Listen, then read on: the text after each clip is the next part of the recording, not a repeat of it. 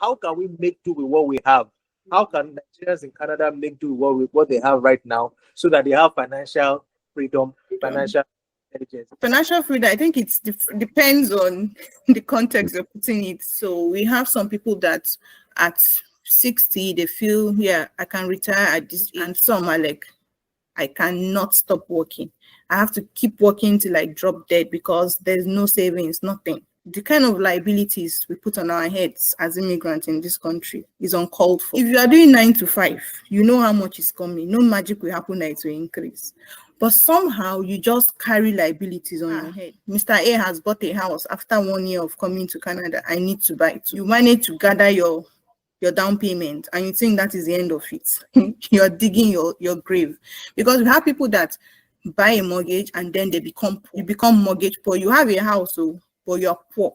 You start struggling. You start doing plus and minus. You start thinking, I need to get second job. Like me that I do YouTube, you see my car, you don't know how much I'm paying on that car. I did not pay it cash. You know, you will not know. Then you don't want to fall their hand back home. Like you want to be at that level where they put you, and then you're stressing. All those things, you can never be free financially. You will keep struggling. You will keep struggling. You won't be able to do just one job. You have to do 2 jobs. Financial freedom, for me, from my opinion, is a myth. You're never financially free. You could be financially stable, but you're never free, because as the days go by, there will always be things that are demanding financial attention from you. My phone could ring now and it's somebody from Nigeria saying, oh, if you don't send 200K, somebody will die. It's not a scam, it's the truth. The most critical thing a lot of us immigrants that come to Canada lack is discipline. Like Sadatu said, you have a fixed salary. Instead of you working hard to develop a relationship with this your fixed income, you are trying to fall in love with someone else who you don't know what their fixed income is. You know, the irony in Canada is the person that is 7 years old in Canada is looking at you that is 1 year old and saying, I wish I was as free as this person. There has to be something, maybe even on an association level, where when people land in Canada, you give them financial information. Like, take this information, look at it. We're not asking you to pay anything. Don't do anything. Just know this. There's this thing here. I know it might not be too popular in Nigeria. It's called the life insurance. And so that's another thing here that these Canadians, your kid is 6 months, 7 months. What these guys do is that they go and they open a life insurance for the kid. It might be as little as $50 every month. But you can imagine investing $50 for a child of 1 year old every month till when the child is 25. Imagine if at my age, at age 25 or 26, my parents came to me and said, here's your life insurance, and I had $50,000 in there, $50,000 in there that I could use. Do you know what that's the head start that would give to me? Position. I think it's safe to say that your kids right now in Canada are in a better financial position than you were when you were their age. You know, so it has happened.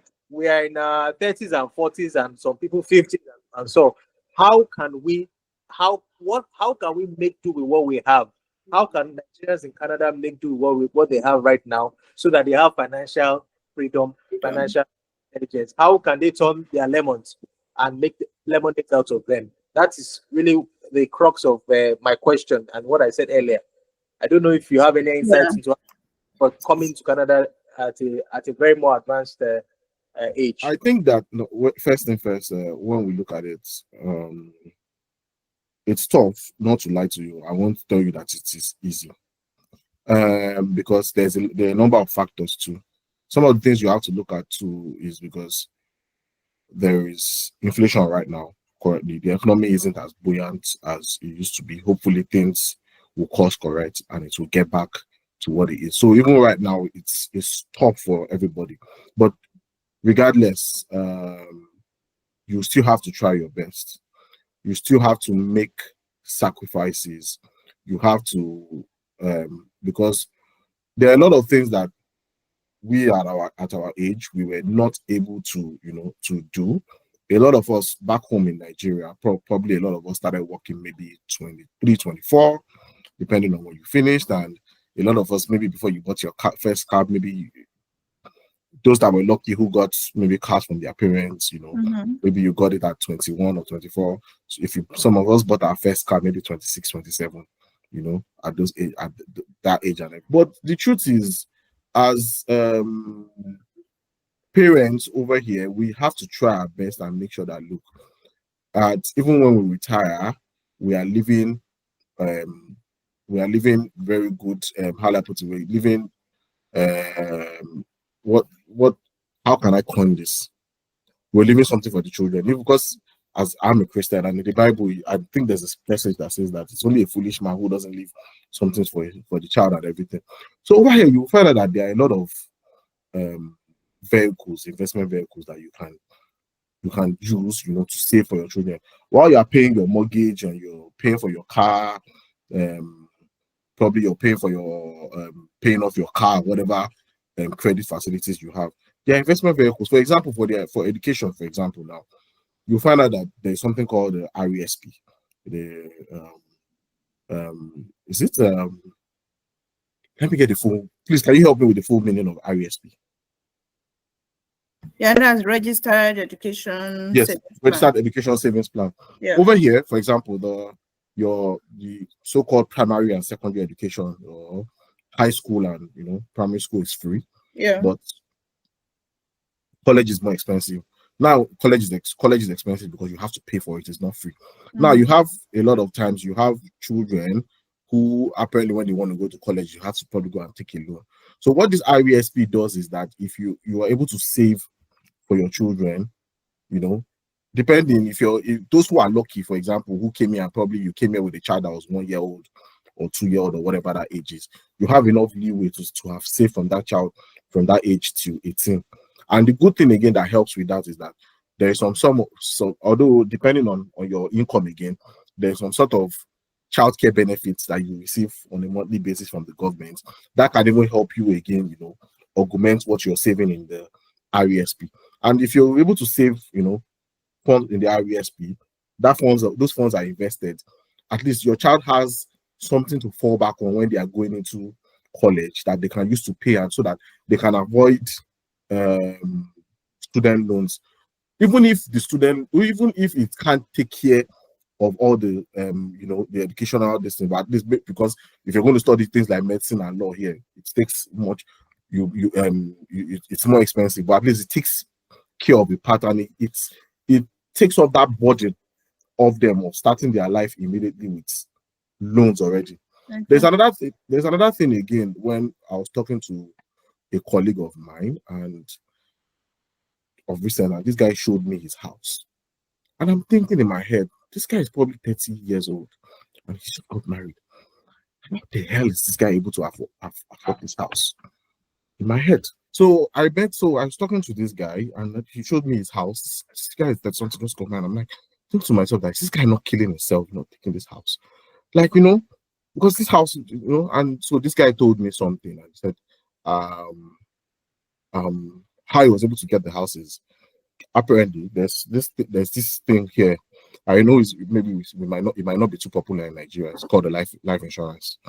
And so that's another thing here that these Canadians do, that a lot of Nigerians come here and we don't take it serious. We ignore it. So, for example, now you have a kid who is born, you give birth to a kid. Your kid is 6 months, 7 months. What these guys do is that they go and they open a life insurance for the kid.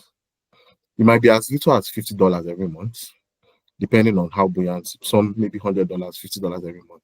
But you can imagine investing $50 for a child of 1 year old every month till when the child is 25, and you hand that to the child. Now look at the compound interest on that also. So usually on the life insurance, there's always is it the payout or is it the cash value, where while you are alive you can access those funds. And so that's what a lot of them do, whereby they open this, because the only kind of investment that you can have for your child in Canada, the truth is that RESP.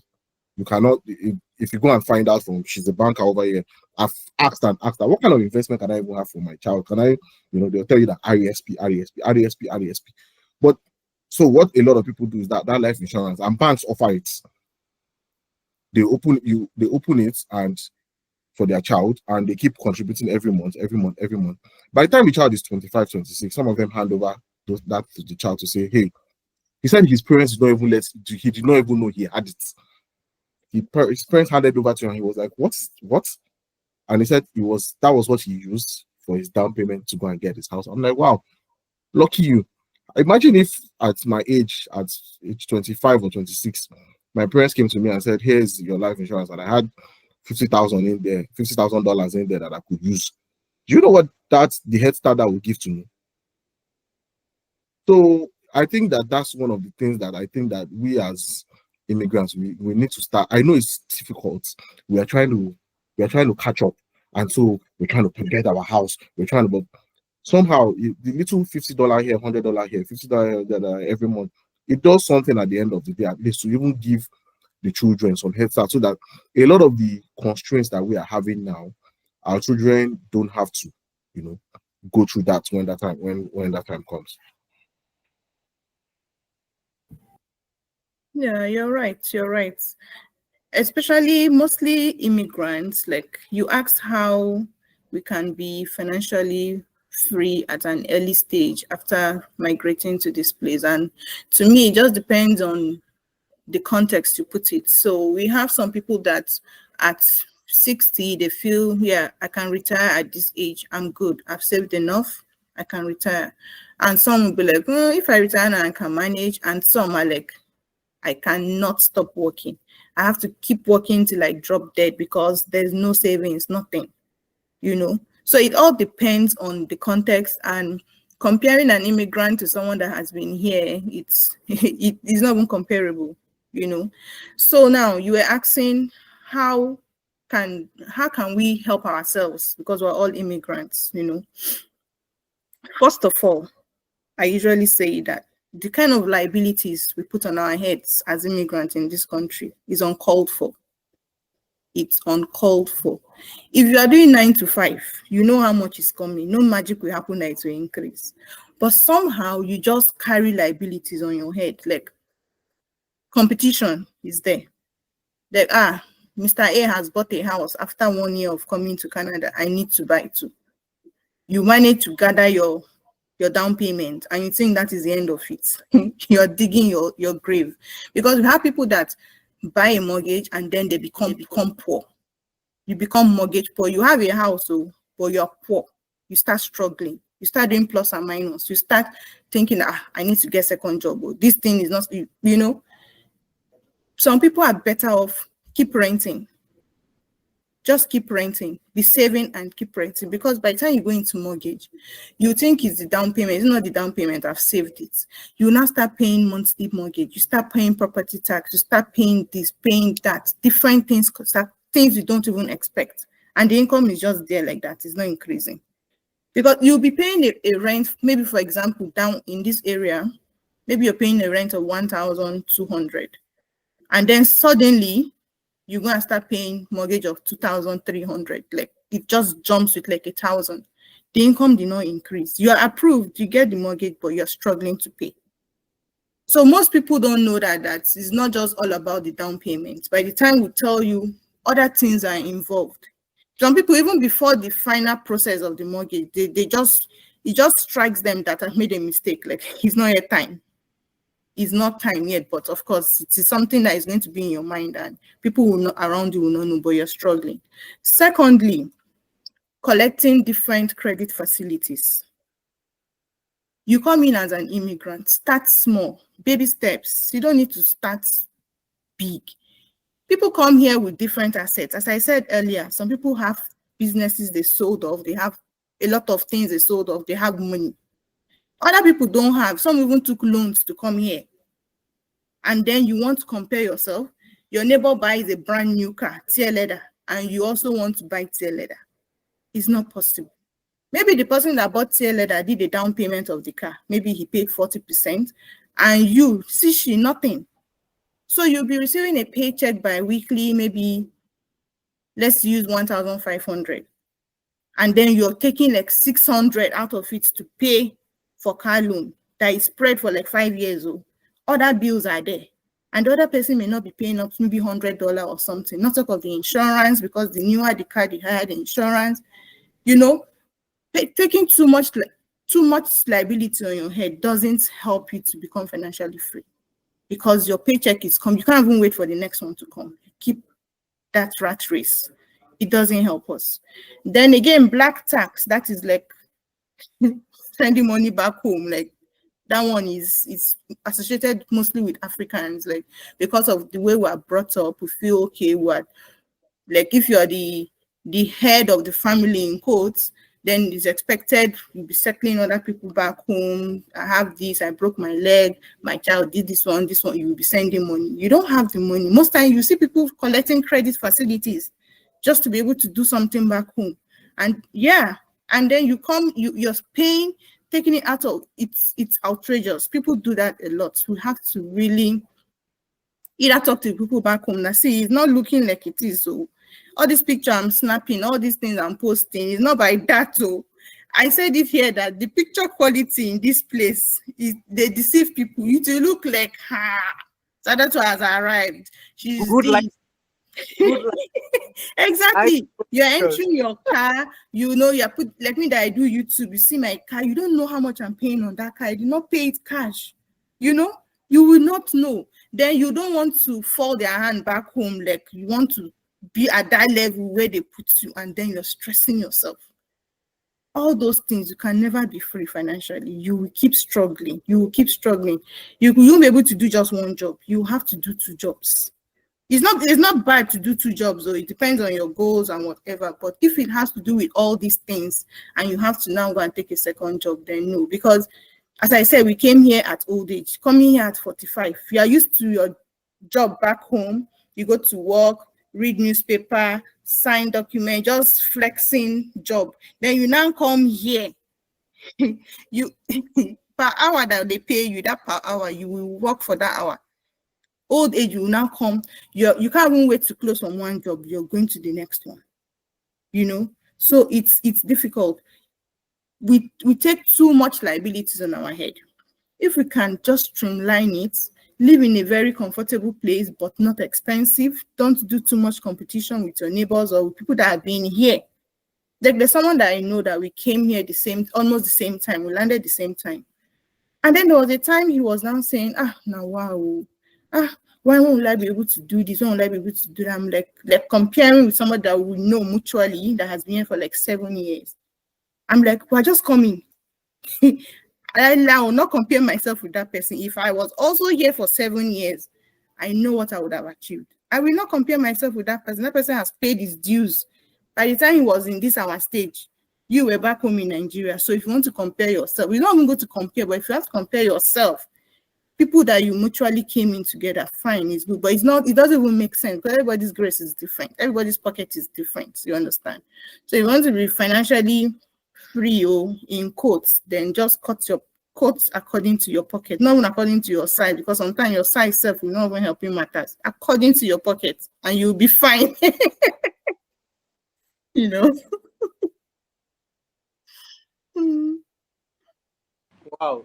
Sadatu, thank you for that. You hit the nail on the head, and you may not know it, but you gave financial advice. This is free financial advice. People pay to get people be told these things, and it is also not just a function of Canada. I think it also applies everywhere. So these financial tips and income and liabilities and all this things should apply everywhere. But the real thing is that, you know, as immigrants, it's easier for an immigrant an immigrant who is back home in Nigeria or back home in any African country, whatever, because they're already used to the way things work, they can find a way around it. But if they have this very poor financial decision making and skill set, whatever, it is even tougher in Canada. I think Canada is unforgiving if you don't make good financial plans. I think it's very unforgiving. So I don't know, Emeka, do you have anything to say or add to that? Yeah, I could add a few things and, you know, kind of extrapolate on the ones that they've said. They've made excellent points. You pointed out something very critical. Nigeria's economy is where it is, and it may not support, the ideas we're putting down here.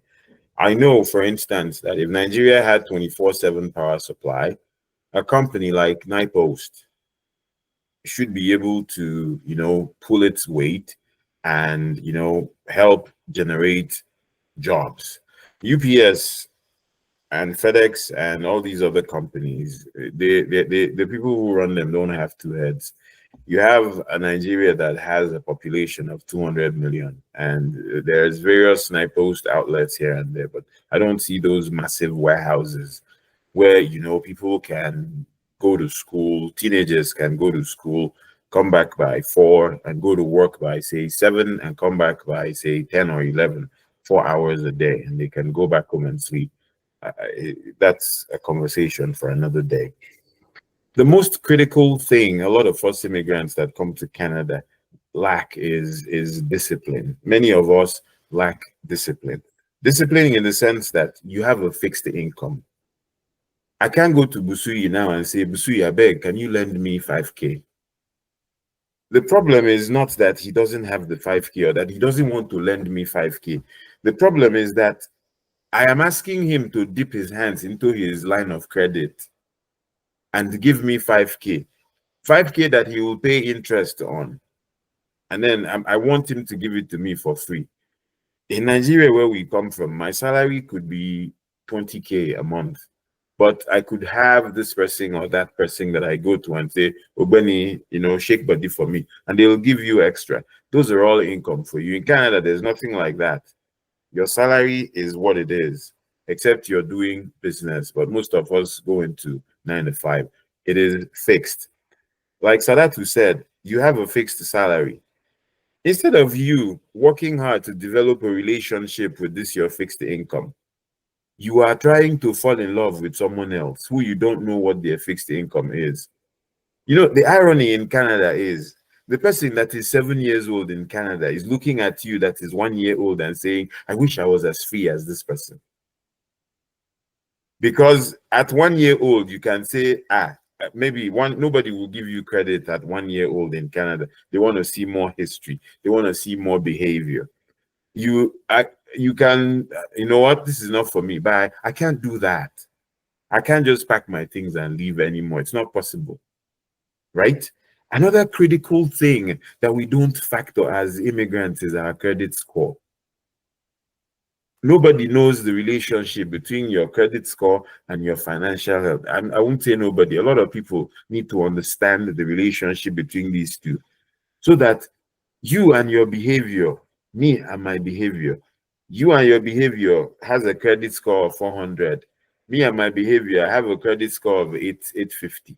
You go to a bank, they give you a credit on 12% interest. I go to a bank, they give me credit on 2%, 3% interest, way lower than you.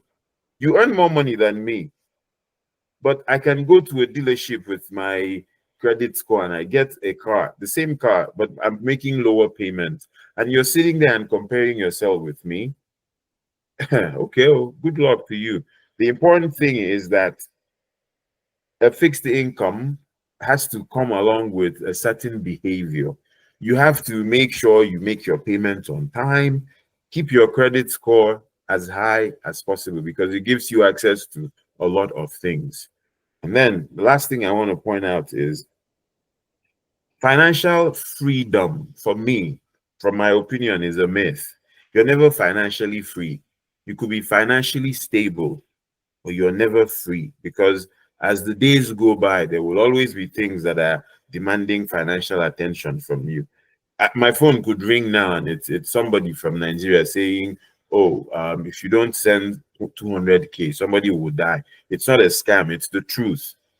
And I have to rally around and do that. That, kind of upends all my financial plans for the week, for the quarter, for the month, because that's something I didn't foresee. So there's that aspect of our lives that we have to pay what is called black tax, which many people who are not immigrants here don't have to worry about. Here, everyone is so independent that once I leave my parents' house at 18, it becomes an anomaly for me to go back to them and ask them for money.